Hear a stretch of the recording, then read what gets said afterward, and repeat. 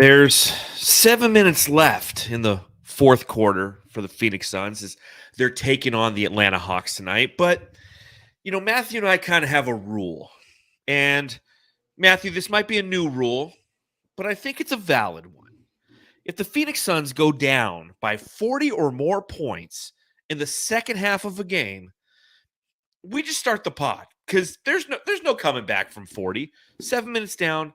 There's no coming back. This one's over, man.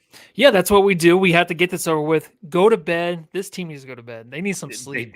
They need some deep sleep. Was it someone's birthday or something last night? Or maybe it's K-Ray's birthday. They all went out for K-Ray's birthday. They went to Shoney's. Where'd they go? Yeah, they Applebee's?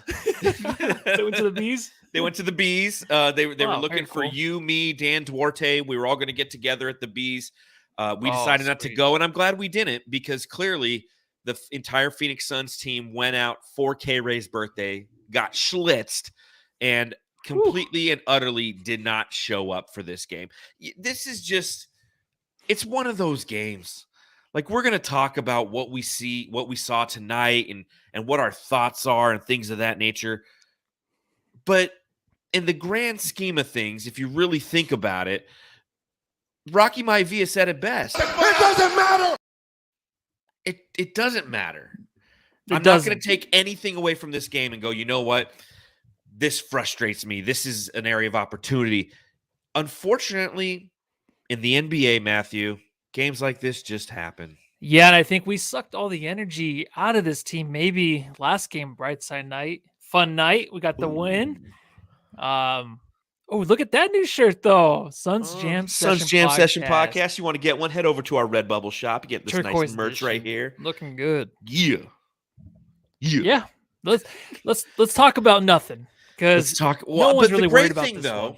The great thing is I do have a lot of things to talk about, and it's not necessarily this game. So, what we'll do, again, we'll keep those of you who are actually watching along live with us. First and foremost, thank you for doing so. I see some of you firing off some comments in the chat. We always appreciate that. So if you happen to be watching along with us, we'll keep you updated. It's currently 122 to 79. So that's what, a 40 up. It's 122 to 81. So now we're only down 41 points. But we'll keep you updated as to the score of the game. And we'll continue to talk about some of the things that we saw in this game. But then I want to kind of pivot about halfway through the podcast, talk about some other things. So, again, if you happen to be joining us live, thank you. We appreciate it. Hit that thumbs up button. Hit it.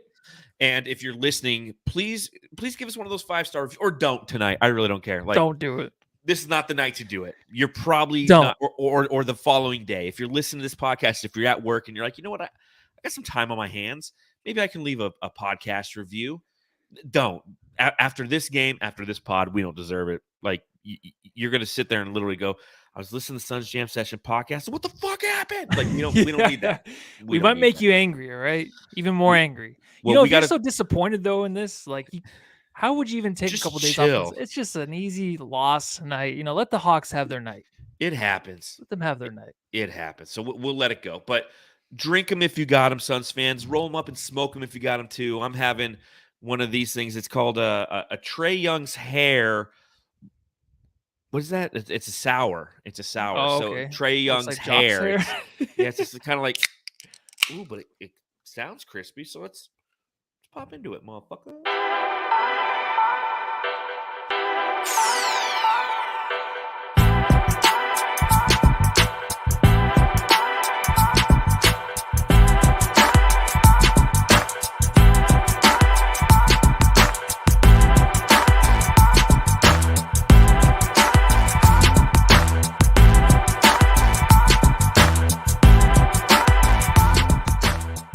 Normally, this is the point where I sit and I tell you what the score is of the game. But again, it's still not over. And Black Sunday, who just provided a super chat for $10, we really appreciate that.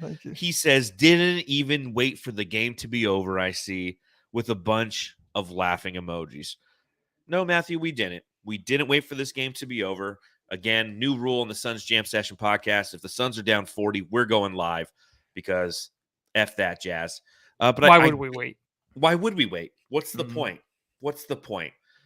What's the point of suffering and actually watching that? If you're going to suffer and watch something, watch us instead. But I guess it brings me to my first question.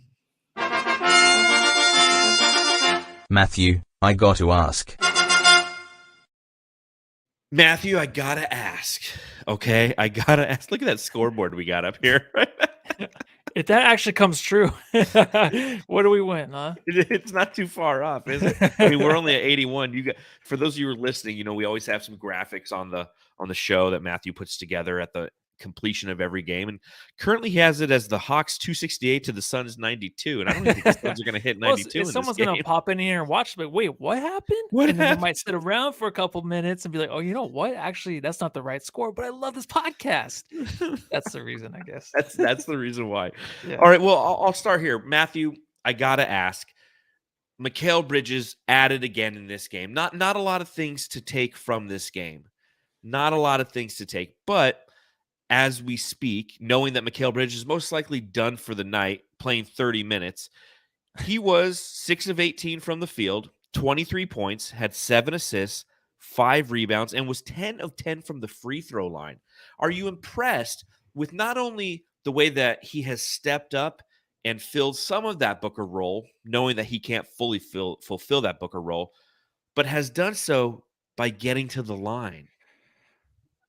Yes, man, this guy right now, he's something else. He surprises us every night. I think him coming out back-to-back games and just filling up the stat sheet in the first quarter is something you never expect, but he does it. Getting to the line is something that he does now, and the only thing tonight was his shot selection got kind of crazy towards the end of the second or so, like when the rest of the team was just having a hard time against this Hawks team. Everything else he's doing, though, it's like, I want more of that. I want him to be running this offense. He needs to be the guy leading this offense right now with Chris Paul just having an off night. That's the thing, is like, if Chris Paul's going to have a bad night and, he gets out of bed wrong, like Mark Jackson was saying, and it hurts. Yeah. Let Mikal know. Let him start the game, bringing the ball up, pushing the pace, because he does. And the one thing he does, I feel like a lot of players do against this Suns team, is get to the rim at will. His fast breaks, even off of a shot made, he snakes his way around these defenders at ease, getting to the rim and just making it easy for himself. If he gets double teamed, he takes his time. He doesn't force anything crazy like a bad pass, but he'll pass it. And he has that skill set where he can set some guy up perfectly underneath the rim. So he did that a few times tonight, and everything right now he's doing is good. And the shooting towards maybe the end of the second, but also in the second half, he was kind of doing those fadeaway jumpers again that I fucking hate. But there was nothing else really. I mean, these guys were just kind of playing individual basketball, and they were just, whatever shot they can get over, an outstretched hand, they're gonna jack up there, and that's what they did along with Mikal Bridges. Yeah, what his skill set has shown us is his versatility, his fast break ability, which we already knew existed. And I think that that's one of the exciting things about this season and the development of Mikal Bridges is because of the take foul. He's one of those players who benefits. We've seen it in the past with Mikal that when a fast break actually would come to fruition, he's somebody who excelled in that mode. Obviously, the take foul in previous seasons negated that, but when the rare opportunity did present itself, he excelled. This season, because of that take foul, we're seeing more of it from Mikal Bridges, and we're seeing the long, lengthy Euro steps that he has and how effective it can be. So again, it's another wrinkle in Mikal Bridges' game that we have to appreciate, and it's going to benefit this team long term. It kind of brings me to the next question, and that's relative to our boy Devon Booker. Big Dick Booker. Big Dick Booker tweeted out today, Matthew, that he's rounding third, which means there. And then Adrian Wojnarowski, I believe, fortified that by stating that he could be back as soon as next Tuesday against the Brooklyn Nets, another team that got butt fucked on national television tonight. Yeah. ESPN's got to be loving the fact that, all right, we got these two games. We got the Celtics and we got the Nets, and the Nets are down 40, and now the Suns are down 40 to the Hawks. But the reason I bring up Booker is because when he returns, when those 20.4 shot attempts per game return to this lineup, we are going to see less of this version of Mikal Bridges.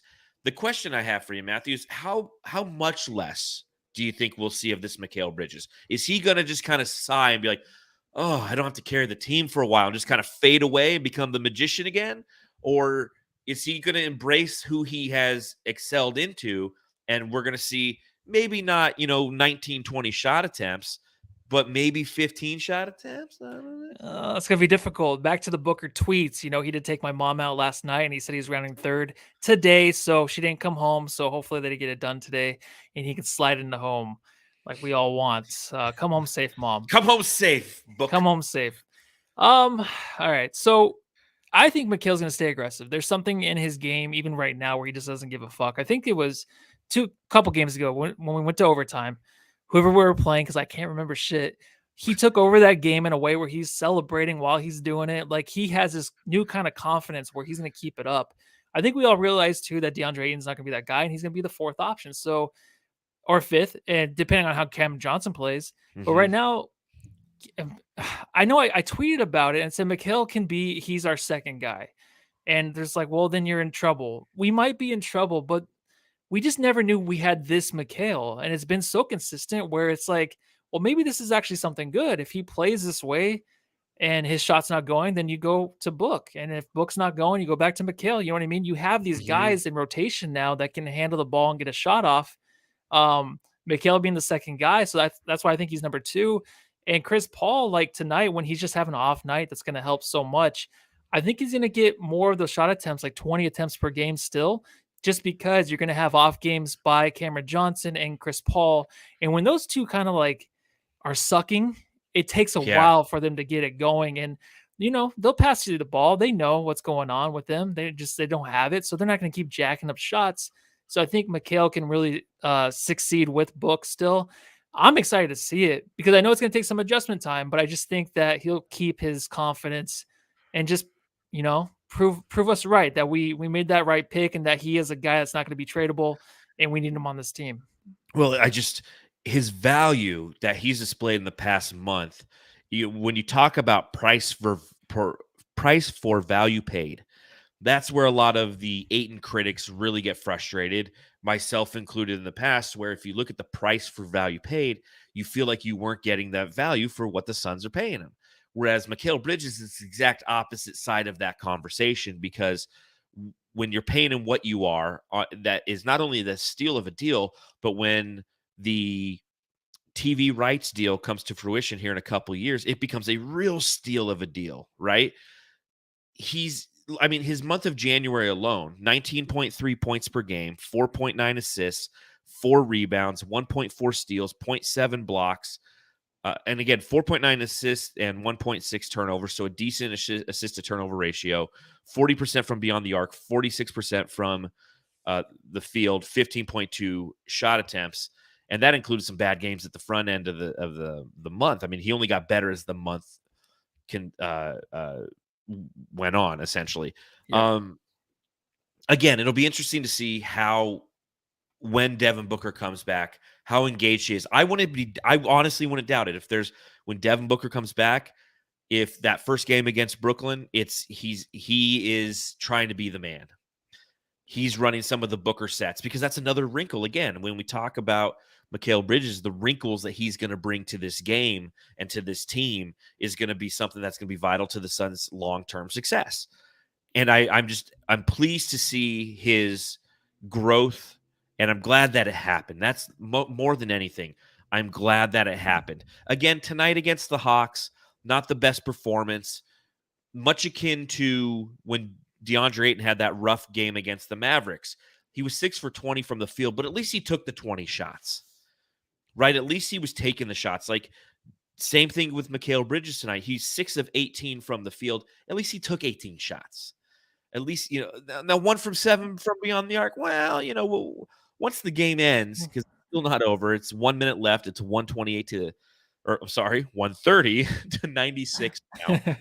It's a 34-point lead. Yeah. The Suns have chipped away at the 41-point deficit that they were at one point, and now have it down, or they were down by 43 at the most. But we'll talk about some of those statistics and what we saw from some other players, and again, if it even matters. But I think that again, I'll fortify and I'll echo what I've said during this podcast and during this past run for Mikal Bridges. This does nothing but benefit himself and the long-term success of this team. Mikal, yeah, and those shot attempts are nice. We see Booker have these games all the time where he's 1 for 7. Now, I'm not moving Mikal into the Booker range at all. No, I'm just saying he's kind of made himself you. kind of, I guess, what people like to say is like an alpha, right? On this team, he's kind of. I know he's a jokester. I know he has that the fun little charade after every 3. Like he does funny things, but he just seems like on the court with the ball in his hand, like not Kawhi. He's heading towards the right path. If you want him to ever be something like a Kawhi, right? Mm-hmm. He does look like he's developing a game like Kawhi, but Kawhi, of course, is a superstar. But we also didn't know that Mikal could play this way with the ball. So you never know because before going into this, you didn't think this was going to happen, obviously. So why would you hold him? Why would you hold him back from even achieving something even more and just being an all-star next year or something like that? You know what I mean? Because it just seems possible with this guy now. It does. And it's a nice feeling. It's a nice feeling to know that this core that Monty Williams has kind of banked on and James Jones has banked on is something that has the potential to have some long-term success, knowing that everybody kind of falls into their role accordingly. Let's talk a little bit about Cam Johnson. Not much. Lights, Cameron, action. Second consecutive game in which Cam Johnson's just off, man. 6 points, 2 of them from the field, 1 rebound, couple turnovers, cost me $5. Slump time, slump buster. What's going on with Cam? I feel like he's on one night, then he's off the next. But tonight, his aggression in the beginning of the game was kind of frustrating me, and he had a Trae Young on him, like to basically start the game, but not even that, even smaller defenders. Yeah, it's like throughout the first quarter. And you even saw Chris Paul yelling at him, like, hey, like, your three's not going. But he was okay shooting the 3. He was okay with himself shooting that outside 3, even if he's covered. But anytime he was mid-range, he would pass out of it right away. I'm like, what do you got, like snake in your boots or something? I don't understand what he was doing, but he looked scared of the moment early in the game. And it just didn't look good. I think once he started that way, I'm like, fuck, dude, it's going to be one of those games. Like, he couldn't shoot himself out of it. I think it was just too late. And if he was going to start like getting hot, it's like we're already down by 30. So it was just one of those lost games by him. Of course, the rest of the team. Whole team. But, you look for Cameron Johnson to be the next guy. We kind of know what DeAndre is going to be now. We kind of look for Cameron Johnson now with the trade deadline coming up, being like, what else are we going to see from him on the court to make us feel good? And I think him getting to the rim still looks a little ugly. He's very, very stiff when he does it. He got that one lay-in that was an and one. But other than that, it's difficult for him to get around guys, and he can't do that right now. He seriously will run you straight over, or he'll run out of bounds. Like he can't do much. No breaks. He can't. He has nothing. He has no way to get around these guys. Like Mikal can kind of swing the ball around. He has a length, and he can keep the ball away from the defender. Cameron Johnson just can't do that. I feel like he can, and he has since he's been back. But these past couple games, you look at both of these teams, right? Like the Toronto Raptors, the Atlanta Hawks. They're both longer teams that have wing defenders, and that poses a challenge for him. He can't get around them. Like you said, he had Trae Young on him like all night, and he wasn't getting around him. And that's just how it goes. That's just the name of the game for Cameron Johnson right now against these long athletic teams. Thank you for those of you who are joining us right now. It is officially final, Matthew. 132-100. The Suns got 100. They scored 33 points in the fourth quarter, got all the way to 100, lose by 32 to the Hawks. So thank you to anybody who's joining us a little bit later. Again, new Suns Jam Session rule. If we are down 40 in the second half, we're going live once we hit 40. So it actually gives us something to kind of root for, especially on one of these games that starts super late. It's like, you know what? Let's just go ahead and start the pod. That's the biggest reason. I really think it's just the late start. It's like it was the late start. And here's what's crazy. It's like late start, and then the Suns are going to get ready to go on an Easter road swing, and the games are all going to start at like 5 o'clock. Yeah, the next one's like 5. Yeah, but it's on the weekend too, so that's kind of nice. One of them is the Detroit game's on the weekend. Yeah, well, the other one's a Friday night. So yeah, you're right. So that'll be interesting. Again, not too much to talk about when it comes to the Suns in this one. Excuse me. It's just one of those. It's just one of those games.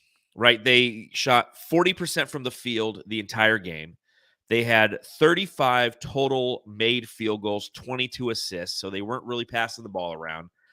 They were 4 of 28 from beyond the arc. That is the worst three-point shooting percentage for the team the entire season. Their previous low was 24%, so they were 10% worse than their previous low, which was a win against the Detroit Pistons in November. They only made 4 3-point field goals. That is their lowest this season by 2.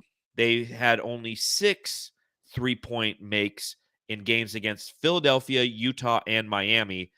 They were 1 and 2 in those games. So it was just a piss poor performance. And then on the other side, you have the Atlanta Hawks. And it's a team that for some reason has our number. I feel like whenever we play them, they get hot. They're not a team that you fear relative to 3-point makes, right? They're a team that entering this game is 29th in the league in 3-point makes. They average 10.6. They're 22nd in the league in 3-point percentage, 34.6. Tonight, they make 19 threes. They shoot 57.6% from beyond the arc. So it's just one of those games where, unfortunately, you catch a team, they're hot, you come out just a little bit sluggish. And again, we were only down by 3 after 1, but they come out just a little bit sluggish. And I will say this is the most made 3-point field goals by the Atlanta Hawks all season by 3. Previous high was 16 against Indiana. So it's literally like the worst 3-point shooting night for the Phoenix Suns against the best 3-point shooting night from the Atlanta Hawks. And kudos to Matthew. While I was doing all that talking, he changed the graphic to actually reflect the real score. Yeah, it's a formula for disaster really tonight, because they hit 7 threes like right away. And then obviously like the Suns are kind of slower paced with Chris Paul, especially the way he played tonight. So when that happens, it's like you got to make a switch. And then you look over at Monty, you're like, well, what's going to happen? Like, who do we have? We don't have anybody. Like, we really don't have anybody that can really help us out of this jam. You put in Saban Lee, and then like you're like, maybe he can get something going. Maybe a Kogi can like hustle, but no. It's just this Hawks team, you don't know what you're going to expect with them, and especially with Trae Young, who's been getting a lot of shit. Like, this whole team chemistry thing is really crazy. You always hear about these guys in trade rumors. I just think that the only way they can beat you really is to get these kind of like high percentage shots. Their defense is terrible in the interior. Like, they give up a lot of second chance points. They're like bottom 10 in a lot of defensive categories. Mm-hmm. So, I mean, that's the only way is if the Suns are going to go on a run, don't turn the ball over, but that's what they did. They kept turning the ball over on those fast breaks where they were kind of going on the runs. Like, they hit a 3, maybe they get a stop, and then all of a sudden, they get a block or whatever, just a lead to the fast break. They turn it over. And it was a 3 every time, though. After every turnover, it was a 3. Every time they would actually, turn the ball over, the Hawks would come back down and hit a 3. That was basically just the game. It was just one of those, they just could not get out of the hole. They kept shooting themselves in the foot. They really did. Everyone was dropping the ball underneath the basket. The only guy, Ayton, was really, grabbing those balls they were throwing up to him and just like jamming them down because no one was in the paint.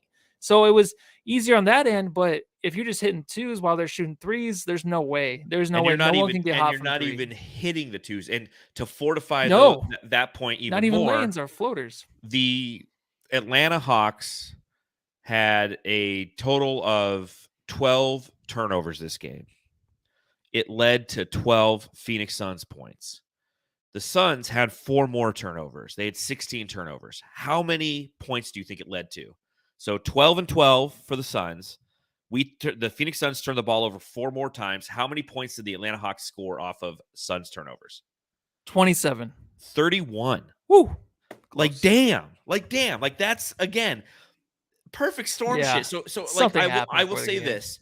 And I do love all of the Jamsters who are hanging out in the chat. No one thinks the sky is falling, and that's the beautiful thing, right? I know, like, it's all gentle in there, right? Yeah. They're right in there, nestled next to us. They're like, it's all right. Let's just go to sleep. Yeah, there's like, this game put us to sleep at halftime. We're all sitting there being like, ooh, shit, oh man. But yeah, it's it's just one of those games where you can't take too much stock into it. You can take zero stock into it. Could you be a little frustrated with the effort? Maybe, but this team wasn't missing and we weren't hitting. So again, just like Big Sexy in the chat says, flush this game. Yeah. Flush this game. Don't worry about it. Probably the first one of the year, right? Like, I feel like we've lost a lot of games and we come out here pissed. This is the first one where we came on, maybe because we've won. We went on a few streaks here or there. We won last game and we were at the game. We had fun. So maybe we're just like, it's okay. You can lose this game. We're okay with that. But I just think it's all in all, it's like, because we've been winning, a loss here or there, whether you lose big or small, it doesn't matter, man, because we're going to lose sooner or later without Book. So looking for Tuesday maybe comes back. Yeah, please come back, Booker. We need you. So at least in these games we lose by 16 and not by 32 and be down by a total of 43. It was just yes. and like I was thinking about doing Ayton watch, but I don't even think like there's too much. But you know what? We talk about it when he's had bad games, and in all honesty, I feel like he had a good one. So let's do the drop. Watch. DeAndre Ayton in this game, 27 minutes played, 20 points, 9 rebounds, 9 of 12 from the field. What'd you see from DA tonight, man, in his negative 26 in the plus minus? He wasn't making his jump shots, so I don't know if it's on purpose, but they were getting him to the rim. Chris Paul did a decent job, but anybody that really was playing the pick and roll with him, including Mikal Bridges, they were lobbing it up to him. There was plenty of room for him. This team, I feel like you can get away with bringing the ball down. He did that a few times, and then the Hawks were just like, just lay it in, dude. Like, they kind of just let him lay it in. He was fine tonight. I think he was there. I really think that he's getting into his groove now. Like, when we came on here and everyone was pissed off that night, I did say, I'm giving him a little time. He looked like shit, but I'm giving him more time with this unit to see how he plays with them. And if his effort's there, it's fine. It's good. It's just he relies on the other guys for effort. Obviously, if you're down by 30 points, he's not going to give you that effort. And he was hitting stuff towards the end of his little slump in the first quarter. But I just think right now he's really focused, or he should be really focused on defense, because he's still getting killed there. I don't know what's going on, because he just can't jump. That's just one thing. He just can't jump. But I know last pod we didn't even get to do the post game really, but he was upset, but I think he was just upset with himself and stuff, and really he's just frustrated. Like, he doesn't feel like he's himself out there with the Suns. Like, he wants Booker to be back. He wants to be back into his position of just rim running and doing what he needs to do to help his team win. Tonight he looked good. I just think that I'm really holding on for a while till Booker gets back and see what he looks like with Booker and this team, because they need to make the adjustment when Chris Paul's not feeling it. You know what I mean? Like, and he can't even get DA the ball. Like, they need to figure out something when we get in these situations when we're getting killed and they can't stop missing threes, start making threes, the other team. I don't know what we're going to do to really just hold that off until, we can get some kind of offensive flow back. You know what I mean? Like, I feel like a lot of teams get blown out like this, but I'm just scared when we do have Booker back. Like, what's going to be the situation when this happens and we can't get anything to go down? How do we prevent it? How do we get back into these games? Because it just always seems so difficult for the Suns. You go back to the tried and true mid-range jumpers of Devon Booker, utilizing plays off of that, hitting guys on the wing, getting it down to DA. The issue with tonight is they're down 18 points and like Josh Okogie's chucking threes. Yeah. That's the recipe for disaster. And that's where that 22-3 start for the Atlanta Hawks in the second quarter was the bench getting blown out. DA wasn't on the court. Chris Paul wasn't on the court. Mikal Bridges wasn't on the court. It was 22-3 in the first 4 minutes. So the recipe for that is when health is back and this team is back, you have better defenders, you have better scorers out there, and you don't have Josh Okogie chucking threes. So again, that's why you take this game and flush it, because you can't sit there and go, you know what? I think that DeAndre Ayton should have gotten the ball a little bit more. He wasn't on the court during that time frame. So it simply comes back to depth, in my personal opinion.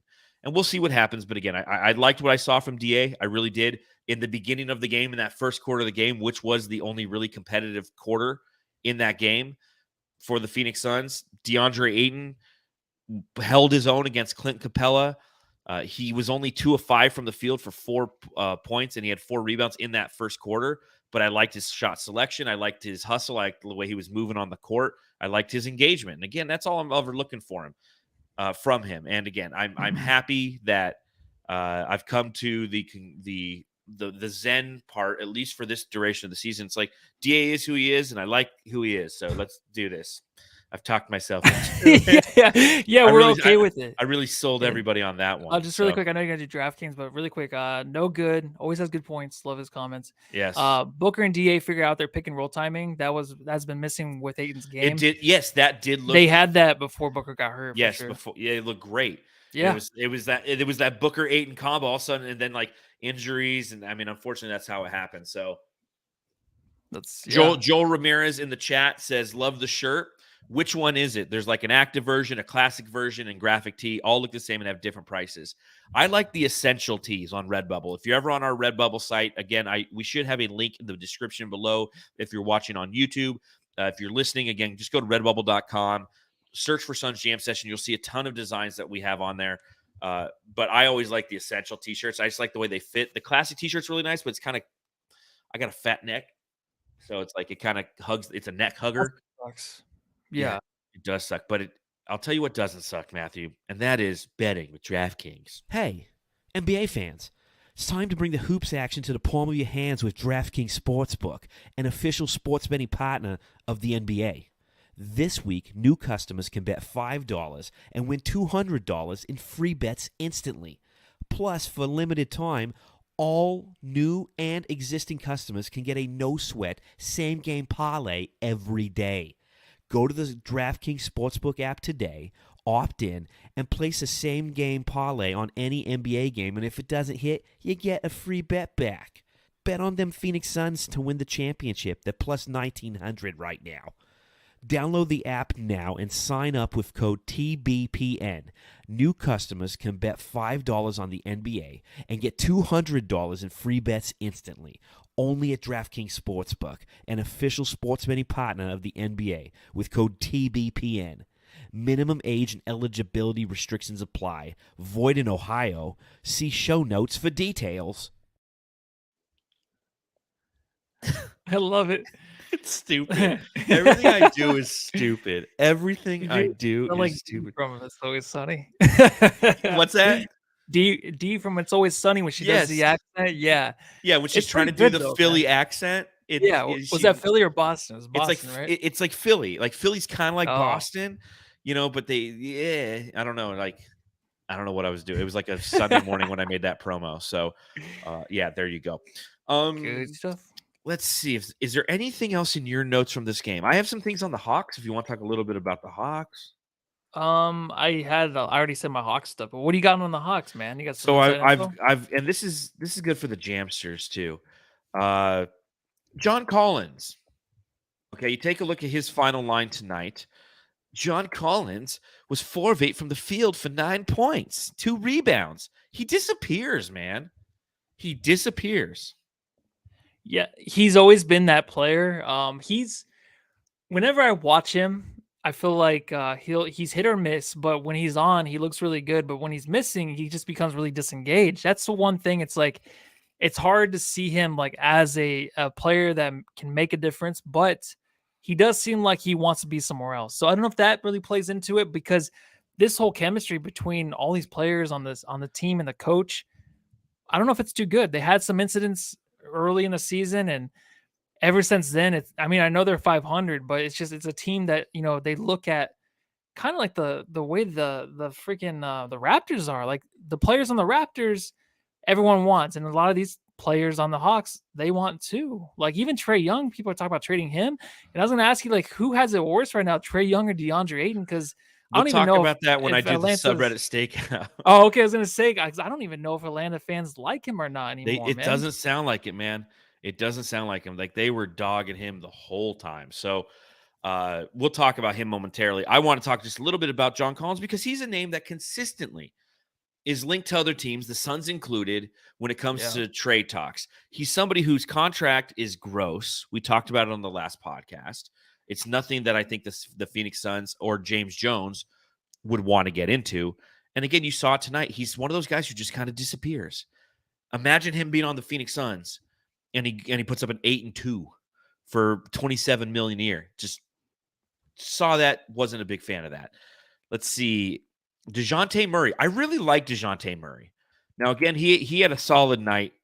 8 of 13 from the field. He had 4 of 7 from beyond the arc. 21 points, 8 assists, 6 rebounds. I really, really like DeJounte Murray. Do you? I do. You don't think he's too selfish? Or he's a shooting guard. So he's a shooting guard. He's kind of like a Donovan Mitchell-esque, but like he's a point shooting guard. Yeah, I know. I don't know. There's something about him, man. I don't want him to be a leader, like a 1 or 2. I don't think he can be a 2, and I don't think he's a 1. So I don't know. I like the fluidity in his game. I like the way he shoots. I like the way he can get to the basket. I just like his length. I feel like he has a really, really solid skill set that if you put the right pieces around him, I think it works. I think it can work in Atlanta, knowing that he can kind of play off because he can facilitate and he can also score, just like Trae Young can. That's what makes that team potentially a dangerous team, is because you have 2 guys who can do it. They just have to learn. It's like the Jason Tatum and Jaylen Brown conversation, right? They just have to learn how to play with each other, and it takes a few seasons to really understand, because it's not like my turn, now your turn, now my turn, now your turn. It's understanding and having that organic chemistry that leads to success. I like the way that he plays basketball. And maybe it's the fact that he's just not in a Spurs jersey, and I like it even more. Yeah, he does look good in that jersey. I was looking up Trae Young's contract. I'm just trying to see. Okay, he's on a supermax, man. He's on a supermax. I didn't know. Yeah, okay. And he's on year 1 of the supermax, right? What if we can? Yeah. What if we can trade DeAndre for Trae Young and Clint Capella? I don't know. Yeah, okay. Yeah, that ain't happening. No, that ain't happening. Never mind. Let's see. Is there anything else that I have from? You're frozen? Am I frozen? Yeah, you're freezing. You're getting colder. Yeah, it's pretty fun. It's pretty funny. There you go. All right. Let's see. Anything else that I had on the Hawks that I like from this team? Oh, that's it. Trae Young still annoys the living shit out of me. Let's do a little subreddit stakeout. See what the Atlanta fans are saying on their subreddit. The Suns Jam Session subreddit stakeout.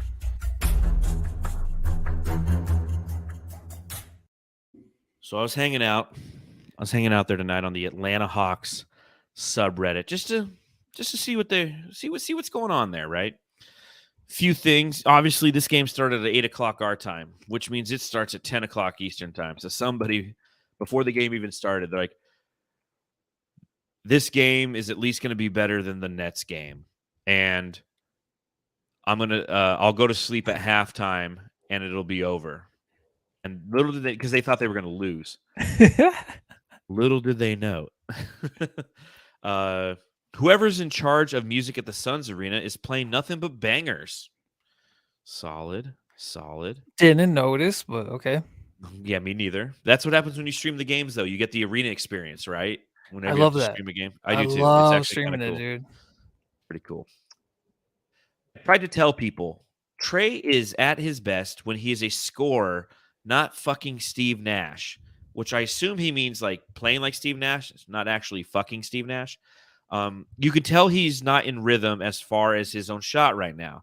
I feel like a lot of his struggles this year can be credited to his indecisiveness with when to shoot and when to make a play for someone else. Last year, he had a perfect balance. And then, I mean, the entire game, they were dogging Trae Young on his shot selection, on his body language, on his attitude.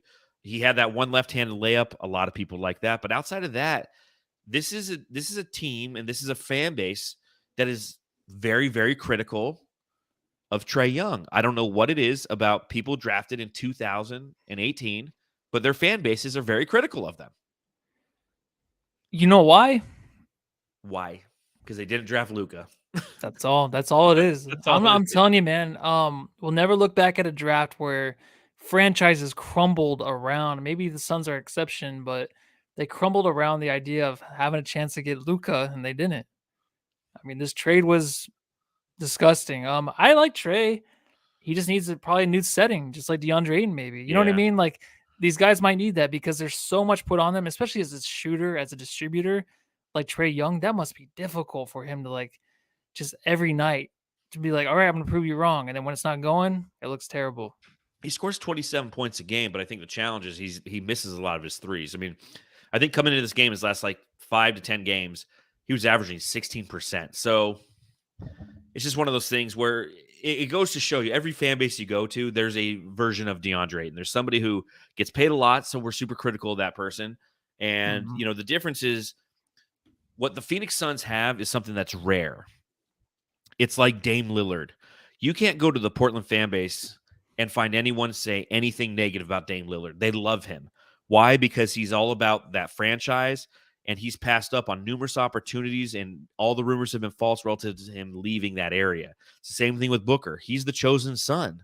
He is part of this city. He's part of this franchise. He's part of this culture. So he can do no wrong in a lot of the fan base's eyes. So you have the secondary guys who are getting paid a lot, and when the production isn't there, we tear them apart because we're negative people and we got to be negative about somebody.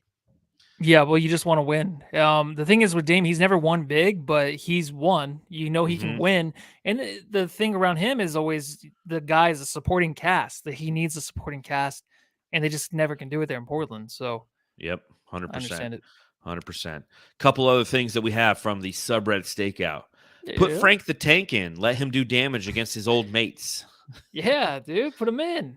He did play 5 minutes, 41 seconds. Oh, I didn't even see We him. missed it. Yeah, that's what we get for going live before the game ended. We drafted the wrong Cam. Remember, they drafted Cam Reddish. We got Cam Johnson. Ish Wainwright looks like a Tyler Perry sitcom dad. You can kind of see that. Yeah, he looks like a cop, doesn't he? He kind of does. I can see him in like a cop uniform. Yeah, like, he's a cop guy.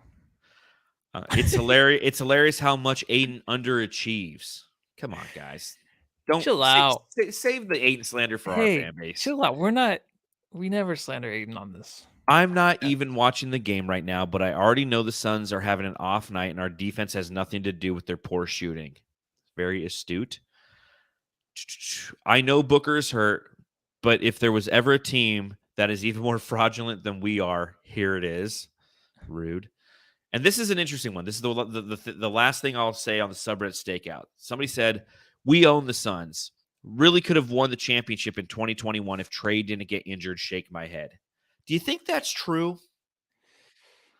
I'll have to go back. So they played the Bucks, right? Yep. And then Trae got hurt.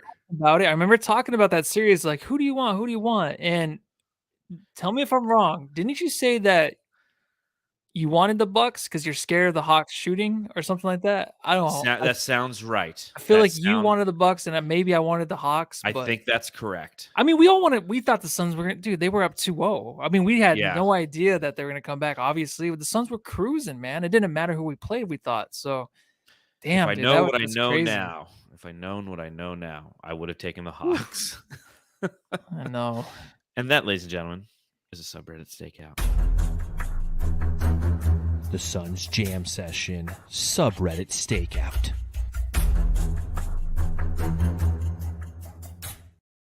Boop.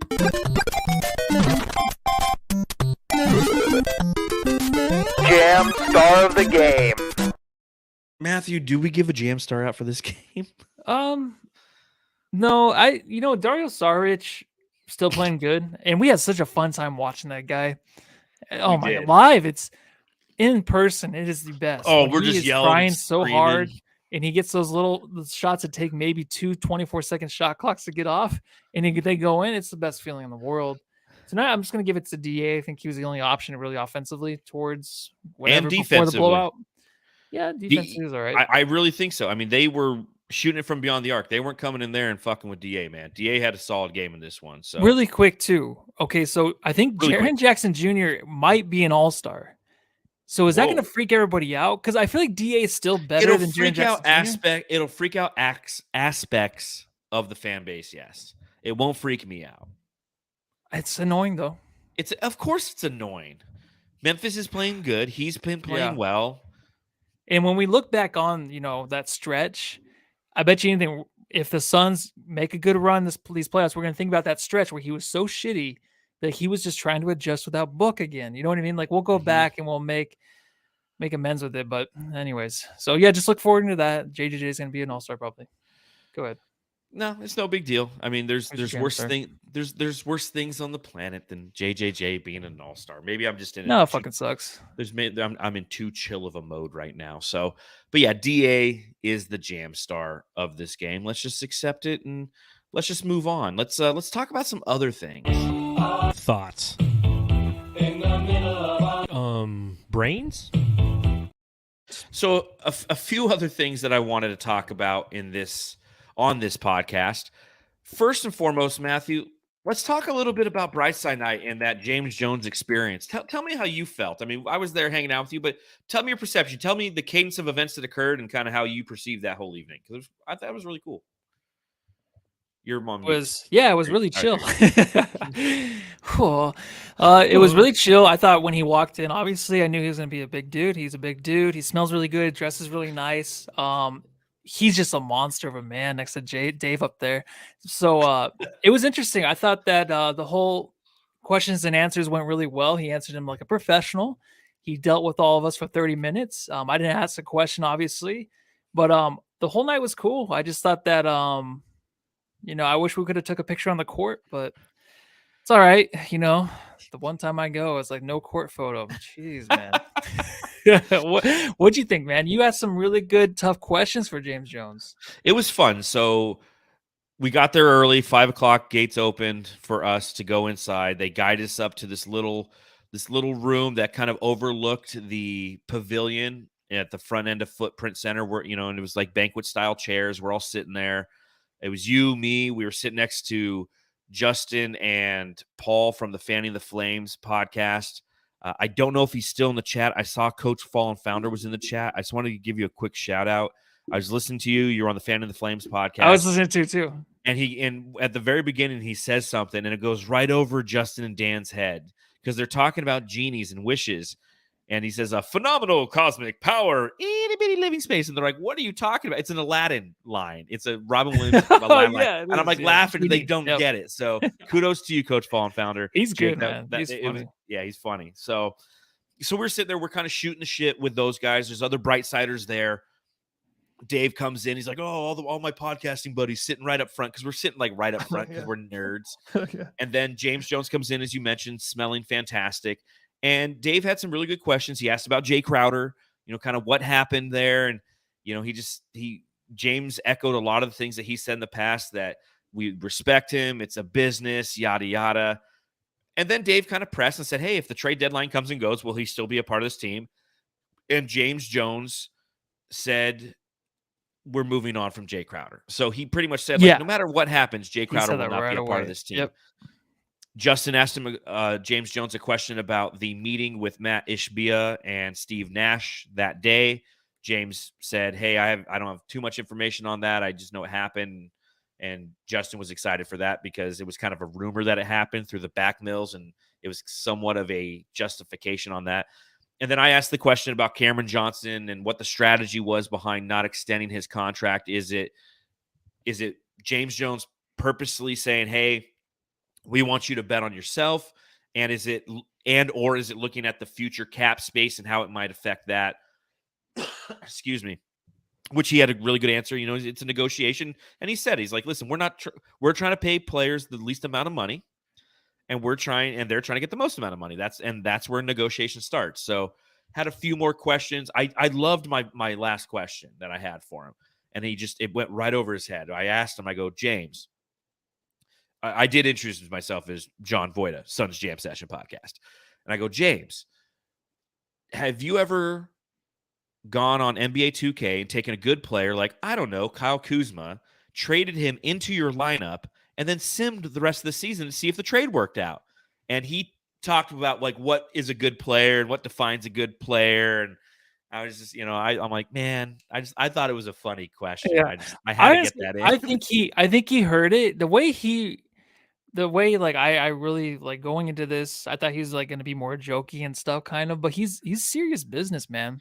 Yeah, you know what I mean? Like I feel like I know, but like For some reason, I thought he'd be like able to joke and laugh more. Like he smirked at you when he says you said John Voight, his Son's Jam Session podcast. He smirked a little bit after that. Like what a But then dork. even the 2K one, I just think he was just kind of like He was in his a little, zone. but he was just he was nailing with his little. And coffee Dave was trying to stuff. cut me off. Dave's like, all right, we got 2 more questions. I'm like, hold on, I've got 1 more question. I got to ask about if you sim players on NBA 2K, like to see if they work out. I got to know That's that. a question for Kevin Durant because I'm pretty Yeah, sure Kevin Durant does that shit all the time. I'm sure he does. Yeah. So, but that was really fun. Obviously, going and watching the game was fun, and seeing the Suns win obviously is super fun. So, again, to those of you who are ever interested in donating to Brightside Night and donate $150, and we did it on the week where it sent double amount of kids. I mean, we ended up sending 40 kids to the game. Dave and his efforts send, I believe, 7,800 kids to these games.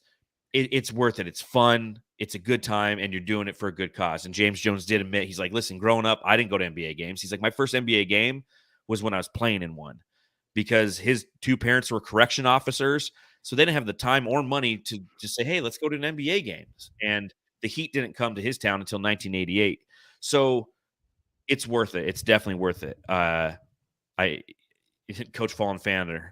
Haha. I wonder if Dave would ever be like, okay, next. He was giving me the look like, not another Voida question. Well, Voida, you're gonna get when we were sitting there, I was sitting up straight or whatever, and then I realized that there's people behind me, so I slouched down. That's why you slouched. And I was hoping like Dave wasn't looking at me like, God, fucking sit up straight, Lizzie, because there's people behind me, and I wanted them to be able to see James Jones. And like when I sit up straight, I feel like I'm just like a head above almost everybody. Yeah, you're 6'4". Slouch down. And shout out to the Jamster, forget your name, of course, that gave me a edible there. At the game. Yeah. So he comes up to me and starts. He's like, yeah, gosh, I'm so sorry, man. I'm bad with names. That. But he said, he's like, you're a lot taller than I thought you would be. I'm like, yeah, I get that all the time. He's like, oh, here you go. And I thought it was just like an Altoid. I'm like, oh, yeah, dude, I saw you standing over on the other side of the room. Yeah. Like, and I saw somebody like, yeah, I'm like, what is this? He's like, edibles. And I'm like, oh, okay. Yeah, I'll take one for later. Good thing I took it when I got home, because I don't usually do it. And then you had a good night, huh? Yeah, I slept really good. So thanks a lot, man. Yeah, that's awesome. That is absolutely fantastic. And again, it's always funny because when people see us in person, they're always like, "Oh, Lissy's taller than Voida." Yeah, yeah. You're like, I'm 6 foot, you're 6'4". Yeah, and so we're walking around, and people are like, "Oh, hey, you're taller." Yeah, yeah. But it was cool going. And I forgot that one of the people gave you an edible. Yeah, and good thing I didn't take it. I was like, it would be cool. You would have freaking out. It would have been cool though for 3 hours if I knew like the edible would end, so I can drive home and watch a game on an edible. That would have been awesome. Oh, but I just can't. I'm not that good at taking herbs and stuff like that. So the other thing, so that was really fun. The other thing I want to talk about was Saben Lee and Dwayne Washington Jr. So Saben Lee was cut from the Phoenix Suns yesterday after 2 consecutive 10-day contracts. We kind of understood that was going to be the cadence of things, that he was going to no longer be with the team.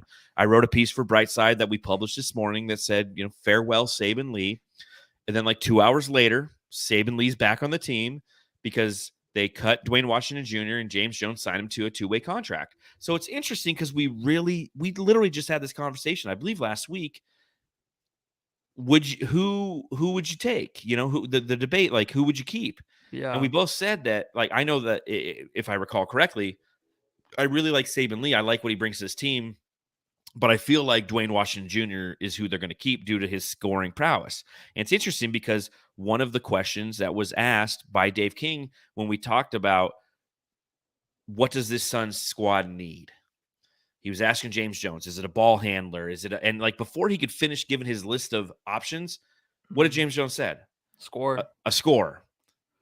And then he got rid of Dwayne Washington Jr. Now, don't get me wrong. Like, I understand Dwayne Washington Jr. as of late, 5.5 points per game on 26.5% field goal percentage in his last 6 games, including 2 starts. Like, he hasn't been playing well. Saben Lee brings you a more traditional point guard feel. But what are your thoughts on that whole transaction that transpired? I was more upset when Saben Lee was let go because I feel like he has a confidence on the court that Dwayne doesn't have with the ball. I know they see that. I know that they see that, Washington was maybe in his head too much. He just wasn't performing. I know beginning of the season, I loved his shooting performances. He even had some good assist performances. Mm-hmm. And I was like, there's no way like they really let him go. But then when you look more into it, I feel like it's something to do with the contracts and the two-way and the way that's like 50 games of players actually suited up in a two-way contract. Then they have to sign them long-term or something like that. Right. That's right. So I feel like this isn't really about who would you want to have one or the other. I think it has to do with the contracts or something. It's too technical. I looked at it over and over again and my eye went wall-eyed. So I just was like, oh, we'll figure it out at the trade deadline. I feel like there's a reason why they let him go. It sucks because I feel like DWJ did fit in really well with this team. Mm-hmm. Personality wise, I feel like he could be a scorer if he wanted just to be that. But obviously there's something coming. I think they know exactly what they're going to get at the trade deadline. I think they have something that unless something happens that it falls through, but I feel like they have something and they're just kind of planning for that. So I'm not looking into it like, oh, Saban Lee's better than Dwayne Washington. Because Saban Lee, when we went to the game, he had some big shots for us in the fourth when guys were struggling off the bench. He came in. So either one, I know that when Washington left, I'm like, I'm okay with it. But when Saban left, I was like, oh, this sucks, man. Like I liked him a lot. Yeah, both of them. And that's unfortunately that's part of the business. But I think you're right. I think that the presence he has on the court, he's more of a facilitator. And I think that if you look behind Chris Paul, that's a challenge this team has. Yeah. Cameron Payne can facilitate, but he's a score-first guard. Landry Shamet's a score-first guard. So you need somebody who can come off the bench and provide some distributive minutes until we get to the playoffs, and Saban Lee fulfills that role. So that could be part of it. And again, he could be a throw-in in a trade that's upcoming as well. So just a couple thoughts that I had. We got about 3-4 minutes left. We're going to try out a little bit of a new segment here. If you're watching along live, go ahead in the chat. Ask Matthew and I anything. Ask us anything. We'll answer some questions, and we'll just see where this goes. This is kind of our new Jamsters React segment.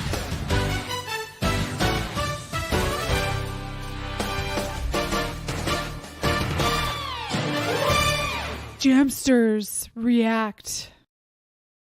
All right, so I see the questions are rolling.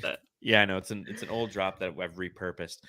So I see the questions are rolling in. All these questions that are coming from the Jamsters, asking us anything that they want to ask us. They can. It has to be basketball related. Go for it. If you want to ask about what Matthew's favorite edible is, we don't care. When's our birthday? What's our social security number? What's my credit card number and PIN? Just ask any question. On. Here we go. Michael Cobb in the chat, one of our elite Jamsters. Have either of you played any ping pong? Matthew, have you ever played any ping pong?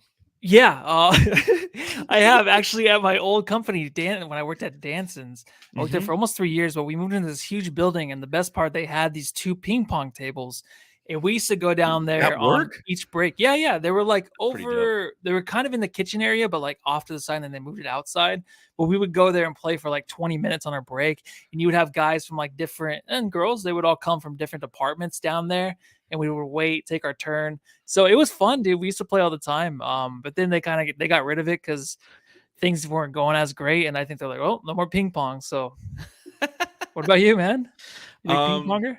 Yeah, so when I was a kid, ping pong. I remember one year my parents used to always bet on like the Triple Crown, right? Like the Kentucky Derby and the Preakness and the Belmont Stakes. And one year they put money down and they won on the Kentucky Derby. And my dad took that money and he bought a ping pong table. And we had it in our backyard. And he was like, I'm going to teach you how to play ping pong. And he never did. So I learned how to play beer pong. Beer pong. There you go. Yeah. Ozzy's Suns fan pod. What's in your fridge today, John? Well, I'm sorry. Am I absent from this podcast? I guess so. I mean, in the eyes of Gavin and the Ozzy Suns fans podcast, you don't even exist. What's in my fridge? I don't know. A bunch of stuff I didn't eat tonight. I'll tell you that. There goes. Matthew just exited himself from this. So, Joel Ramirez, do you wipe front to back or back to front? Front to back, and I stand up. Yeah, I do too. Front to back, stand up. Yeah, a lot of people do. I thought it was the only one, but no, I do too. So maybe we're wrong. Ted Lubin, Voida, where do you get your inspiration to create your drops, i.e. the Sarge smoke break? Well, the Sarge smoke break came to fruition because as Matthew and I are talking on the podcast, we just kind of start riffing and we just start making fun of Dario. And we're talking about him like, it's like, dude, the guy's got a big butt, a big cigarette butt. He smokes cigarettes. He's hanging outside of Circle K. And then I just kind of take all the dumb shit we talk about and put it together in a drop, right? Actually, it was when remember Justin, we did something in the off season and they talked about who would you want to hang out with. And someone, you or I, said hanging out with Sarich smoking behind a Circle K. It was you. It's got to be Was you. it? I think that's when it started. I don't know. But yeah. Anyways. Scott Klaus, another elite jamster. Again, if you want to be an elite jamster, simply click the join button on YouTube. What's a hobby each of you have outside of sports? This is my hobby. I feel like, man, it takes up everything. Like, honestly, like you don't have time to do video games are out the window. Like, I haven't played a video game since we started podcasting. Like, you have to watch other, like I try to watch as much basketball as I can now, you know what I mean, towards the end of the year before All-Star break, but then now it's just all basketball in the podcast, which is fine. It's just, that's it. I used to play guitar. That was about it. Yeah, and you were good at guitar too. Yeah, I used to play video games. Like, I don't know, like this is, I like to hike. Like, I don't know. I do that. Yeah, kind of stuff. hiking's fun. Hiking's fun. I enjoy that, especially when we're white. We do hiking. Yeah, I hike mountains and such. Let's see a couple more of these. I like this segment. This is kind of fun. Michael Lockhart, has anyone ever compared you two to Laurel and Hardy? Dude, Laurel and Hardy, I have their box set out in my living room right now. You love them. I love Laurel. You and had Hardy, a fantasy football team name. What was it? It was named it was off of one of their skits when they were tiny. They were tiny people and they were watching themselves as they were tiny. And they were like little rugrats or whatever. It was so stupid, but so fucking funny. Like Hardy like falls down the stairs with his hands or his legs up by his head. I don't know. I don't know why I got to kick. No one has ever compared us to Laurel and Hardy. Not that I know of. Not that I know of. All right, here we go. Last one. We'll do Aussie Suns fan podcast. Real quick. Ted Lubin. Lissy, how's Jamsterdam doing? Oh, dude, so good. So Jamsterdam was an experiment for sure. It was money for the site, which I don't have right now. It also is a full-time fucking job to do that. So I was doing it, and there were Jamsters that were joining. It just took a lot more promotion and a lot more time. But then with work and everything, it was impossible because I was like, dude, this is not going to work. But never say it's not going to come back. Who knows, man? It was cool. I enjoyed it. And I think it'd be a fun thing for the Jamsters to do. It's a lot of work to do. So just do it over the summer when we're not potting every 2 days. Yeah, there you go. We'll do there that. You go. Last question. Well, here there's 2 good questions. All right, we'll do 2 more. This one and then one more. If you could, well, we'll do this one and then we'll do that. All right. So Michael Cobb, what's your favorite music? And he says going to go see Bryan Adams in Las Vegas Sunday. What's your favorite music? What do you listen to right now? How about that? Right now, what are you addicted to right now? The one artist I'm listening to is Mike Dimes. So it is rap. I like him a lot. Like I've been listening to him a ton. I listen to him a lot, and then also it's always very random. So a lot of like alternative rock, but Mike Dimes is really good. I don't know why. I'm obsessed right now with Zach Bryan. And for those of you who don't know who he is a guy who was in the Navy and had some YouTube videos of him just like playing guitar. And he's kind of a country music guy. His latest album is called All My Homies Hate Ticketmaster. It's a live album at Red Rocks. It just bangs. I love country music. And this guy's like lyrically, it's just money. It's all I listen to right now. Is he related to Bryan Adams? Because are they both country? No, Bryan Adams is a country. He's Canadian. Oh, okay. So is it count? Well, Creed's coming. I don't know. The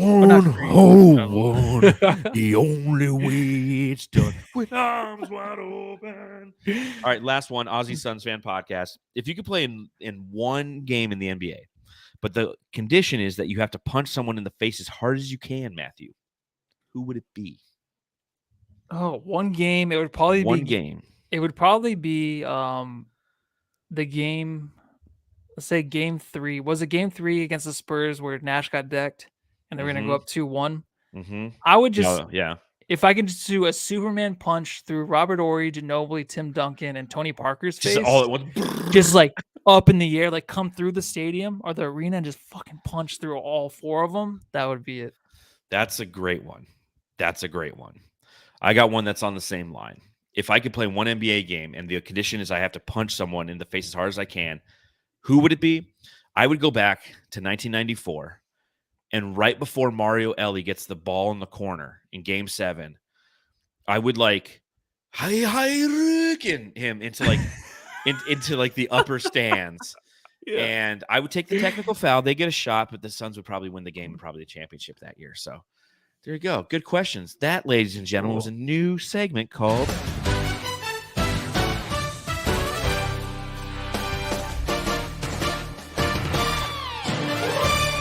Jamsters React.